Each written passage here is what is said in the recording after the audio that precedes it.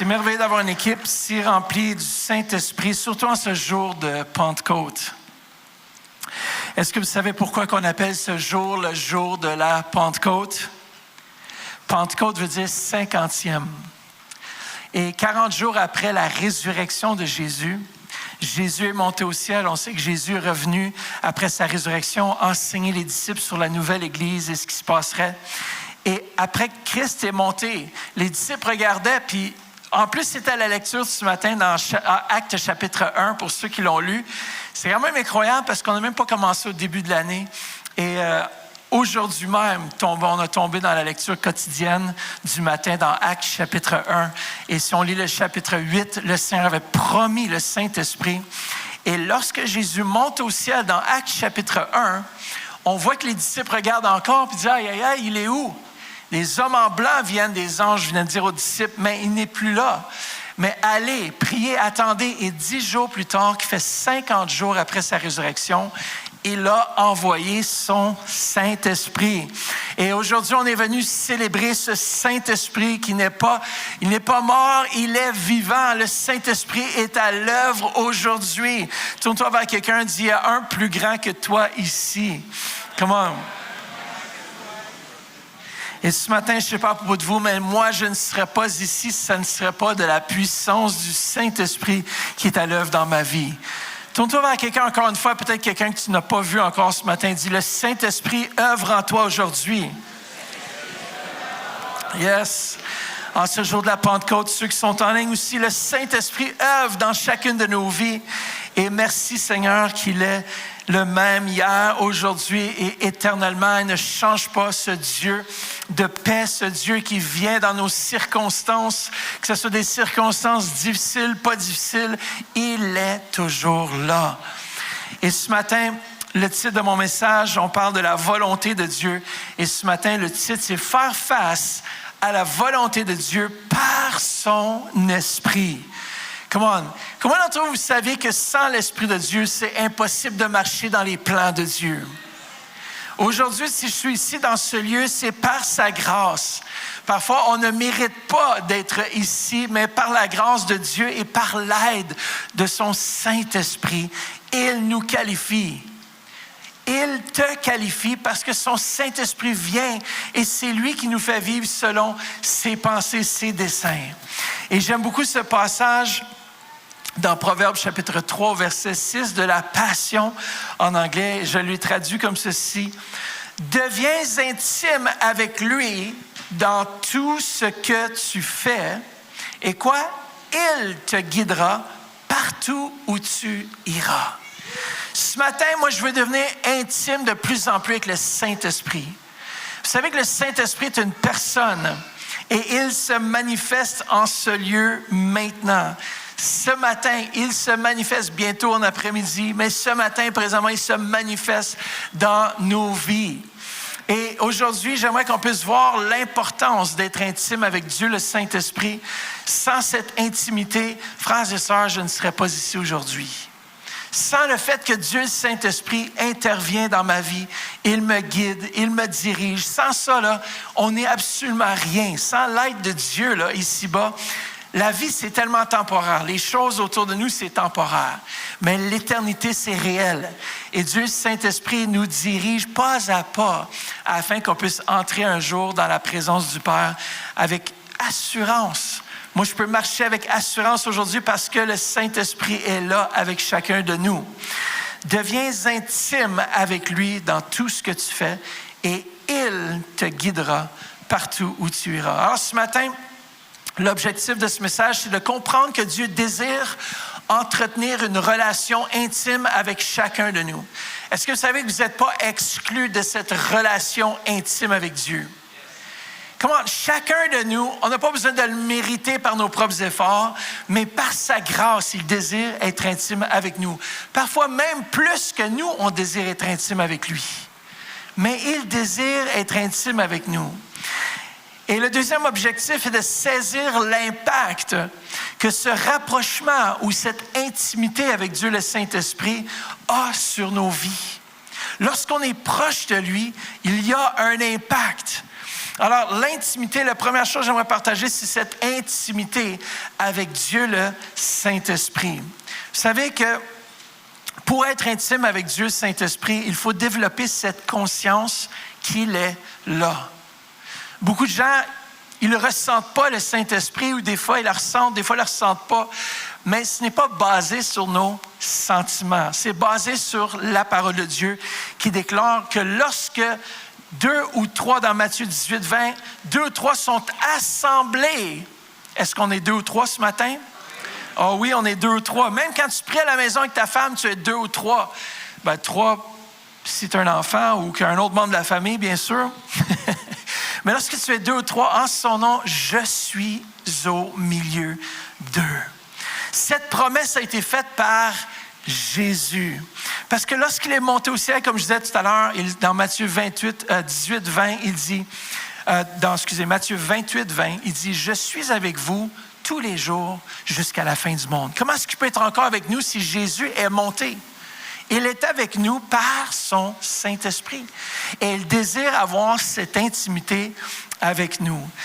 Merci Jésus pour avoir envoyé ton Saint-Esprit. C'était planifié depuis la fondation des temps. N'est-ce pas une chose merveilleuse que Dieu, dans sa grâce, dans sa faveur divine pour chacun de nous, il avait planifié de nous envoyer ce consolateur, ce Saint-Esprit pour venir habiter. Comment? Dans nos cœurs. C'est merveilleux que le Saint-Esprit est là puis il habite en moi. Comment? Aujourd'hui, le Saint-Esprit avait été promis. Même lorsque Jésus, avant de quitter, il avait promis à ses disciples. Regardez ce qu'il dit. Jésus nous a dit qu'il est présent encore aujourd'hui, mais dans quelle dimension est-ce qu'il est présent? Et au dernier souper avec ses disciples, il leur dit dans Jean 16, 7, il dit « Cependant, je vous dis la vérité. Il vous est avantageux que je m'en aille. Car si je ne m'en vais pas, le Consolateur ne viendra pas vers vous. Mais si je m'en vais, je vous quoi? L'enverrai. » Le Saint-Esprit a été relâché. Il a été relâché afin de venir nous accompagner. Moi, en tout cas, je ne sais pas pour vous, mais je suis tellement content d'avoir quelqu'un qui m'accompagne tous les jours de ma vie. Quand je fais des erreurs, quand je ne fais pas d'erreurs, quand je suis là, quand je ne suis pas là. Vous savez, des jours où est-ce que vous êtes là, mais vous n'êtes pas vraiment là. Votre femme vous regarde après qu'elle vous a demandé quelque chose, puis elle dit « As-tu vraiment compris ce que j'ai demandé? » Ça vous a déjà arrivé, vous, ça, messieurs? Lorsque votre femme vous... Ah, c'est bon, quelqu'un qui dit « Lève ta main plus haut. » Ça, c'est des couples qui ont été mariés longtemps, ça. Mais lorsqu'on manque le but, lorsqu'on ne saisit pas nécessairement tout, mais le Saint-Esprit est là pour nous accompagner, pour nous aider, pour nous entourer. Et c'est ce que j'aime avec sa présence. Et on voit aussi que Jésus l'avait planifié, d'ailleurs, lorsqu'il rencontre Marie de Madeleine, lorsqu'il a ressuscité d'entre les morts, il était au tombeau. Et Marie de Madeleine vient, elle cherche Jésus. Et regardez ce qu'il dit dans Jean 20, 17. Jésus lui dit « Ne me touche pas. » Souvent qu'elle voulait faire un grand câlin. « Car je ne suis pas encore monté vers mon Père. Mais va trouver mes frères et dis-leur. » Est-ce qu'on est les frères ce matin? Comment on est des enfants de Dieu. Et si on est enfant de Dieu, ça veut dire qu'on est frères et sœurs de Jésus par la foi. Et dis-leur que je monte vers mon Père et quoi? Votre Père. Vers mon Dieu et votre Dieu. Alors aujourd'hui, plus que jamais, on a besoin de l'aide du Saint-Esprit pour marcher selon sa volonté. Si on marche quoi? Le verset clé, c'est quoi encore? Deviens intime avec lui dans tout ce que tu fais. Est-ce que vous l'avez placé numéro 1 dans tout ce que vous faites ce matin? Et quoi? Il te guidera. N'est-ce pas merveilleux d'avoir un guide ce matin? Et qu'est-ce que le Saint-Esprit fait? Quel genre d'œuvre qu'il fait dans la vie de chaque croyant? Moi, c'est ça qui est le plus important, c'est que premièrement, c'est que l'œuvre du Saint-Esprit dans la vie du croyant nous aide à faire face à la volonté de Dieu en nous transformant ou en transformant notre volonté. Est-ce que vous savez que des fois, on a la tête dure? Est-ce que c'est vous aujourd'hui, vous pouvez avouer que parfois, vous avez la tête dure? Moi, je peux avouer que des fois, j'ai la tête dure. Dieu, il sait comment aussi nous changer, nous transformer à son image. Mais le Saint-Esprit agit en nous pour nous transformer à l'image de Christ. Et c'est ce qu'il désire faire selon Romains 12:2. Soyez quoi? Transformés par le renouvellement de votre intelligence afin de discerner quelle est la volonté de Dieu, ce qui est bon, agréable et parfait. Sans cette transformation dans la vie du croyant, c'est impossible de saisir la volonté de Dieu. Mais il faut comprendre comment Dieu change nos désirs et nous dirige chaque jour. Est-ce que vous aimeriez savoir comment est-ce que le Saint-Esprit nous dirige quotidiennement? J'ai dit, si on devient intime avec lui, il va diriger nos pas. Mais concrètement, comment est-ce qu'il dirige chacun de nos pas? Premièrement, est-ce que vous savez que vous avez donné votre vie à Jésus? Si c'est la première des choses, c'est que mes brebis entendent ma voix. Mais si on a donné notre vie à Jésus, notre esprit a été renouvelé. C'est que premièrement, Dieu parle à notre esprit renouvelé. Quand j'ai donné ma vie à Jésus, mon esprit a été transformé, a été changé. Et Dieu parle à mon esprit qui était renouvelé par le Saint-Esprit. Et c'est la façon dont ce dialogue intérieur avec Dieu commence dans notre esprit, rendu sensible par l'action du Saint-Esprit. Dieu vient par son esprit, communique avec notre esprit. Et qu'est-ce qui se passe ensuite? C'est que notre esprit communique avec notre cœur. C'est quoi notre cœur? Est-ce que vous savez, c'est quoi votre cœur? Ou la personne centrale, l'âme? C'est là où le siège de la volonté, des émotions, de vos pensées. Et c'est là qu'il y a une connexion entre votre esprit et votre âme. Et le Saint-Esprit vient communiquer à votre esprit qui, lui, votre esprit communique avec votre âme. Et merveilleuse chose que Dieu peut faire, c'est qu'il peut nous transformer de gloire en gloire, de progrès en progrès. Et c'est ce que j'aime, c'est que notre esprit, rempli du Saint-Esprit, parle à notre cœur. Et la connexion entre l'esprit et le cœur ou l'âme, c'est quoi? C'est la conscience. On devient conscient des choses de Dieu. J'aime bien dire qu'après avoir été, c'est comme lorsque tu développes l'intimité avec ta conjointe, tu deviens conscient des plans de Dieu de la même façon que tu es conscient de ce que ta femme s'attend de toi, même sans t'avoir parlé. Combien d'entre vous, ça fait longtemps que vous êtes mariés? On va dire 20 ans que vous êtes mariés. Oh, félicitations. 30 ans? 40 ans et plus? Aïe, aïe, aïe, 40 ans et plus. Est-ce qu'on dit 50 ans et plus? Aïe, aïe, 50 ans! Félicitations! Est-ce que vous savez que, bien sûr, je peux te demander, Léopold, Jocelyne, je suis certain que maintenant, tu as juste à avoir un regard de Jocelyne et tu peux tout comprendre. Oui, même à 20 ans. Hein? C'est la même chose. On devient conscient parce qu'on a développé cette relation intime avec notre conjointe ou notre conjoint. On a développé cette relation et cela, ça l'influence tout. On comprend même sans se parler. Un regard suffit pour mettre 1000 à frite. Mais lorsqu'on a ce regard, lorsqu'on a on n'a plus besoin de se parler, on comprend. C'est de la même façon qu'on devient de plus en plus sensible à l'Esprit de Dieu. C'est au fur et à mesure qu'on avance, au fur et à mesure qu'on obéit, au fur et à mesure que parfois on désobéit. Et on commence à saisir, lorsque le Saint-Esprit est attristé au-dedans de nous, on commence à réaliser, OK, on a manqué le but. Et c'est de cette façon-là qu'on développe cette intimité avec Dieu, le Saint-Esprit. C'est en écoutant sa voix et parfois même en désobéissant à sa voix. On réalise qu'on a fait une erreur. On réalise qu'on a manqué le but. Et on demande à l'aide au Saint-Esprit de venir changer notre façon d'agir, notre façon de faire. Et ensuite, la troisième chose, c'est que nos désirs deviennent naturellement les désirs de Dieu. Sans même que, parfois, on communique de la même façon qu'on ne communique même pas avec notre femme, on comprend ses besoins, on comprend ses désirs. C'est que, ultimement, lorsqu'on est transformé par le Saint-Esprit, tout à coup, les choses qu'on désire sont naturellement les choses que Dieu, le Saint-Esprit, désire. C'est important qu'on saisisse ça parce que des fois, on se demande, est-ce que je marche dans la volonté de Dieu? Est-ce que ton cœur a été transformé? Est-ce que tes pensées ont été renouvelées par sa parole? Parce que naturellement, Dieu place des chemins dans ton cœur tout tracés.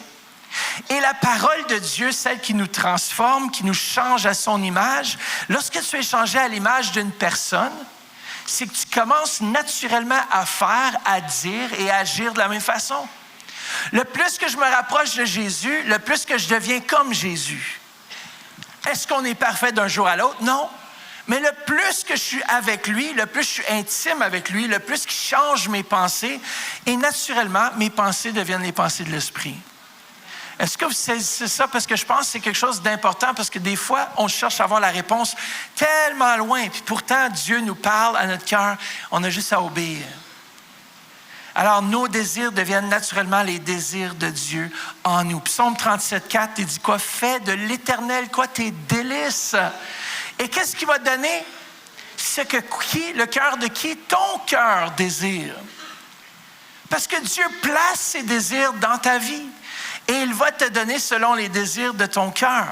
En mettant Dieu numéro 1 ou en priorité dans notre vie, notre cœur est transformé pour s'aligner naturellement sur ses pensées et sa volonté.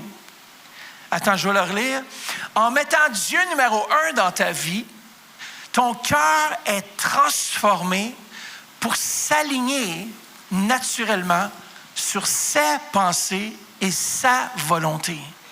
N'est-ce pas merveilleux qu'on peut être transformé à un tel point où est-ce que maintenant, tout ce qu'on fait, on le fait pour Dieu?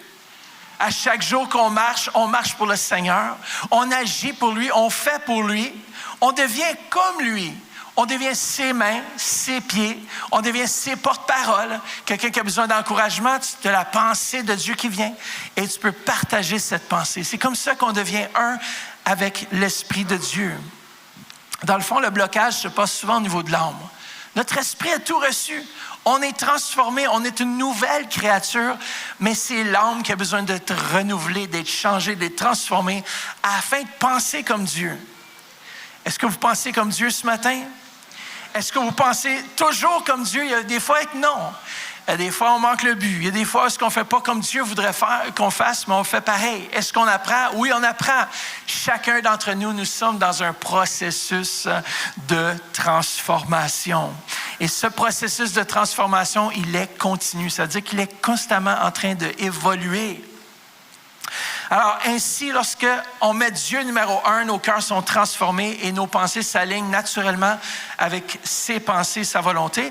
Ainsi, nos désirs humains ne sont plus pleinement à nous, mais deviennent des reflets des désirs que Dieu place en nous. Super important de comprendre que nos désirs humains ne sont plus pleinement à nous, les désirs qu'on a, mais ils sont déposés dans nos cœurs par le Saint-Esprit. Ça veut dire que tu commences à penser comme lui, tu commences à agir comme lui, tu commences à faire comme lui. Et ça, c'est merveilleux lorsque les enfants de Dieu, on commence à agir et à faire comme notre Papa céleste. Vous êtes là ce matin? Oui. Est-ce que peux-tu dire un gros amen ce matin? Amen. Yes, j'ai besoin de ton feedback ce matin. Deuxièmement, lorsque l'œuvre du Saint-Esprit agit en moi, il agit en moi afin de me diriger. Le Saint-Esprit guide chaque enfant de Dieu dans ses décisions et ses choix. Lorsque Jésus a dit dans Jean 16, 13, « Quand le Consolateur sera venu, l'Esprit de vérité, qu'est-ce qu'il va faire? Il vous conduira quoi? Dans toute la vérité. » Il nous conduit. Je suis tellement content des fois d'avoir ce conducteur, le Saint-Esprit, que lui ne fait pas d'erreur. Lui, il sait où est-ce qu'il nous dirige, il sait où il nous amène. Et moi, tout ce que j'ai à faire, c'est de le suivre. Est-ce que ce n'est pas une bonne nouvelle que lui sait où est-ce qu'il s'en va avec nous autres? Des fois, on ne sait même pas où est-ce qu'on s'en va avec nous-mêmes. Est-ce que ça peut vous arriver? Mais le Saint-Esprit, lui, sait où est-ce qu'il s'en va avec nous. Il sait où est-ce qu'on a besoin de traverser. Il sait ce qu'on a besoin de passer à travers de quoi afin d'être transformé à son image. Mais merci, Seigneur, que tu me conduis, tu me diriges. Come on. Imaginez-vous, l'apôtre Pierre a été dirigé de cette façon-là et lorsqu'il a rencontré Corneille. Pierre reçoit une vision accompagnée d'une instruction divine qui lui demande d'aller chez un non-juif, Corneille. Et ça, c'était vraiment contraire à l'époque aux croyances culturelles Mais le Saint-Esprit lui avait parlé clairement. Aujourd'hui, peut-être qu'on ne serait pas où nous sommes rendus si l'apôtre Pierre n'avait pas obéi à la voix du Saint-Esprit. Mais regardez dans Actes 10, 19, il dit « Lève-toi, descends et pars avec eux sans hésiter, car c'est moi qui les ai envoyés. » Alors, cette conviction intérieure, cette direction du Saint-Esprit amène l'apôtre Pierre à obéir, ce qui a fait en sorte que plus que juste les Juifs ont reçu le message de la bonne nouvelle, ça s'est répandu partout chez les non-croyants. Et aujourd'hui, moi, je remercie le Seigneur que l'apôtre Pierre ait obéissant à cette vision. Parce que chacun de nous aujourd'hui, peut-être qu'on ne serait pas assis ici, ou peut-être ça aurait pris plus de temps avant que ce message soit répandu à chaque personne. Mais grâce à cette vision de l'apôtre Pierre, grâce au fait qu'il était dirigé par le Saint-Esprit, il a fait quelque chose qui nous a libérés aujourd'hui de pouvoir vivre pleinement ce que le Saint-Esprit désire pour chacun d'entre nous. Troisièmement, l'œuvre du Saint-Esprit dans nos vies nous donne aussi la force pour obéir. Comment? J'ai la force du Saint-Esprit qui m'aide à obéir. Le Saint-Esprit donne à chaque enfant de Dieu cette capacité d'obéir à la volonté de Dieu. Non seulement Dieu, le Saint-Esprit, est là, il parle à nos vies, il nous dit comment faire ou quoi faire, et ensuite, il nous donne la puissance pour le faire. C'est pas simplement je te demande de faire quelque chose puis je te donne pas les outils. Le Saint-Esprit ne nous demandera pas quelque chose qu'il nous a pas outillé pour accomplir. Dieu nous donne toujours la capacité, la force d'accomplir sa volonté. Dis à quelqu'un, le Saint-Esprit va te donner la force d'accomplir ses plans. Comment on prophétise dans la vie de quelqu'un ce matin à la maison. Dieu, le Saint-Esprit est là pour te donner cette force pour obéir. Philippiens 2,13 nous dit ceci. Vous n'êtes quoi? Pas seul. Dieu lui-même œuvre en vous. Sa bienveillance suscite en vous à la fois la volonté et l'action, afin que ses desseins pleins d'amour se réalisent. Merci Seigneur d'envoyer ton Saint-Esprit qui me donne non seulement la force d'être transformé, d'être dirigé par toi, mais qui me donne aussi cette force pour obéir. Sans le Saint-Esprit, frères et sœurs, je ne pourrais même pas accomplir la moitié de ce que j'accomplis. C'est pour ça que je me dis, à chaque fois que je viens ici devant, je prie que le Saint-Esprit puisse œuvrer en vous, puisse travailler en vous. Parce que même juste un message simple, c'est rien si ce n'est pas appuyé par l'aide du Saint-Esprit. Ce matin, le Saint-Esprit est là pour toucher chacune de vos vies. Et j'ai tellement besoin de lui ce matin. Je ne sais pas à propos de vous, mais chaque matin, il me semble que j'ai besoin du Saint-Esprit. Pas simplement ce matin, mais chaque soir, lorsque je me couche, lorsque je m'endors, j'ai besoin de lui. Lorsque je me réveille, j'ai besoin du Saint-Esprit. J'ai besoin de lui à tout moment de la journée. Parce que le Saint-Esprit est l'être le plus puissant qu'on peut avoir comme ami. Il est là avec nous. Comment l'œuvre du Saint-Esprit dans nos vies aussi apporte quoi? Quatrièmement, conviction et sanctification. Vous avez déjà remarqué une fois, lorsque vous ne marchez pas dans les voies de l'Esprit ou ce que Dieu a pour vous, il y a quelque chose que tu te sens attristé. Je ne sais pas si ça vous est déjà arrivé, mais moi, ça m'est déjà arrivé. Parfois, on ne marche pas correctement, on ne fait pas les choses comme Dieu le veut et on sent cette tristesse. Comme un papa qui vient, il châtie celui qu'il aime, ça dit. Si tu n'aimes pas tes enfants, tu ne les corriges pas, n'est-ce pas? Mais quand tu aimes tes enfants, tu apportes une correction, tu apportes un redressement. Combien d'entre vous avez besoin de redressement ce matin? Levez la main. Ah, c'est bon, il y en a quelques honnêtes. On va prier pour ceux qui font semblant. Mais il apporte non seulement la conviction, mais il nous sanctifie. L'œuvre du Saint-Esprit, c'est qu'il vient, il nous fait marcher de gloire en gloire, de progrès en progrès. On ne peut pas se sanctifier nous-mêmes. Tu as déjà remarqué quelqu'un qui dit qu'il se sanctifie lui-même? C'est spirituel, c'est surnaturel. C'est le Saint-Esprit qui vient, qui nous sanctifie, qui fait ce travail, qui nous rend plus comme lui. Il nous rend de plus en plus conformes à l'image de Christ. Comme je chantais « Rends-moi plus comme toi », c'est vraiment un chant, c'est une prière que j'ai composée. Pourquoi? Parce qu'à chaque jour, je veux devenir de plus en plus comme Jésus. Est-ce que je suis rendu parfait? Absolument pas. Comme l'apôtre Paul dit, je n'ai pas atteint la perfection, mais je fais quoi? Je fais une chose, j'oublie ce qui est en arrière, puis je me focalise sur quoi? Ce qui est en avant. On fait des erreurs, on n'est pas parfait. Heureusement que le Saint-Esprit vient et il fait ce travail en nous qui est impossible pour nous de faire par nous-mêmes. Merci Seigneur que tu nous sanctifies. Come on, 2 Corinthiens 3, 18 nous dit, « Or c'est sans voile, le visage découvert, que nous tous, nous contemplons comme dans un miroir la gloire du Seigneur. Ainsi, nous sommes quoi? Constamment transformés. » Dis à quelqu'un, tu es constamment transformé. Et quoi? D'après son modèle. Pour lui ressembler davantage de jour en jour. Et quoi? En refléter une image toujours plus fidèle. Sa gloire devient quoi? Progressivement nôtre. Il ne saurait en être autrement, car celui qui agit en nous, c'est le Seigneur lui-même par son esprit. C'est lui qui nous rend capables. Frères et sœurs, c'est lui qui vous donne la force. C'est lui qui marche avec nous. C'est lui qui nous sanctifie. C'est lui qui nous fait marcher dans des lieux où je ne pouvais pas marcher. Comme le roi David dit, tu m'apportes dans les lieux élevés. Tu rends mes pieds semblables à ceux des biches. Imaginez-vous si on avait des pieds de biche ce matin. Mais les biches, vous savez quoi? Ils sont capables de marcher dans des endroits où est-ce que nous, on ne peut pas marcher. Alors, il rend nos pieds semblables à ceux des biches. C'est-à-dire qu'il nous rend capables de marcher dans des endroits que par nous-mêmes, c'est impossible. Il nous rend capables d'être qui nous sommes en lui, par lui. On ne peut pas le faire par nous-mêmes. Seul le Saint-Esprit veut œuvrer en nous. Et la cinquième et dernière chose ce matin, c'est que le Saint-Esprit œuvre dans chaque croyant et il nous aide à prier selon sa volonté. On peut prier selon sa volonté à cause de son esprit. Combien de fois est-ce qu'on voulait se mettre à prier, on voulait commencer à prier, mais on ne savait même pas où commencer? Souvent, je ne sais pas où commencer. Qui a besoin d'aide, qui a besoin de prière? On ne le sait pas toujours.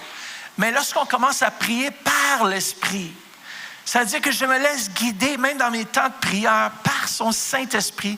Et il vient, lorsque je commence à prier en langue, lorsque je commence à élever ma voix, et il y a des moments où est-ce que je sais que le Saint-Esprit vient prendre possession de ma bouche et vient commencer à exprimer des soupirs incroyablement merveilleux. Pourquoi? Parce que le Saint-Esprit vient prier au travers de nous. Romains 8, 26 nous dit, l'Esprit lui-même, est-ce que c'est moi? L'Esprit lui-même, à l'intérieur de moi, fait en sorte que je puisse prier, intercéder par des soupirs inexprimables. Et j'aime ce passage de la parole vivante qui dit, l'Esprit, quoi? Lui-même intervient et plaide en notre faveur. Comment, il y a des fois, là, on ne sait même pas quoi prier, on ne sait même pas ce qu'on va manger après-midi. Comment est-ce qu'on peut savoir ce qui se passe dans la vie d'un autre si ce n'est pas l'Esprit de Dieu en nous? Peut-être que vous ne savez pas, peut-être votre enfant a besoin de prière et tout à coup, vous êtes poussé par le Saint-Esprit à prier. Et tout à coup, Dieu intervient dans sa situation.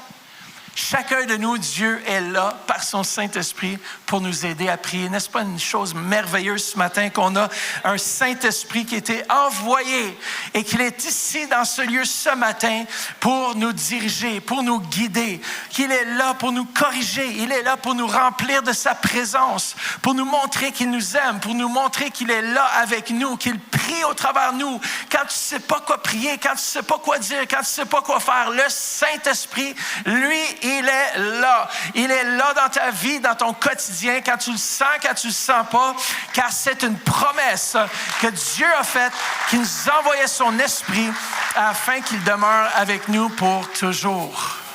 Wow, quelle merveilleuse promesse en ce jour de Pentecôte. Je peux marcher la tête haute, sachant que malgré moi, le Saint-Esprit, il est là. Le Saint-Esprit, il est là malgré vous. Vous n'avez pas besoin de mériter sa faveur. Il est là parce qu'on est ses enfants. Et quand tu as donné ta vie à Jésus, il est venu et a dit, il a pris place en toi. Il est devenu vivant. Il est devenu cet être précieux qui t'accompagne chaque jour de ta vie. Wow! Quelle merveilleuse promesse! C'est une merveilleuse promesse en ce jour. Alors, l'œuvre du Saint-Esprit dans nos vies nous transforme, nous guide, nous fortifie, nous sanctifie et nous inspire à chaque jour. Wow, quelle merveilleuse promesse que nous avons ce jour de Pentecôte. Ce n'est pas simplement pour une journée aussi, mais c'est pour toujours. Il est avec nous maintenant et jusqu'à ce que tu le vois un jour, face à face. À ce moment-là, on n'aura plus besoin du Saint-Esprit parce qu'on va être avec lui constamment. On va le voir, on va voir Dieu, on va voir Jésus. Ah, ça va être un temps merveilleux. Je ne sais pas pour vous, mais ça va être sûrement la plus grosse des fêtes qu'on a jamais eues.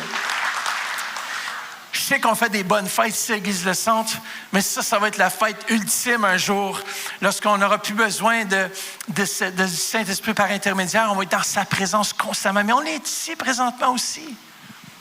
Des fois, c'est qu'on ne le ressent pas. Mais un jour, imaginez-vous qu'on va voir Jésus. Imaginez-vous qu'on va voir, et ça va être une autre dimension. Lorsque tu dis, on n'aura pas besoin de parler, on va juste avoir besoin d'un regard de Jésus. Un regard de Jésus, puis on va tout comprendre.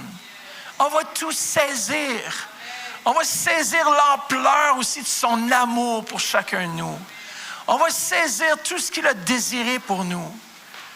Amen. Moi, je trouve ça tellement merveilleux de marcher dans cette dimension aujourd'hui du Saint-Esprit.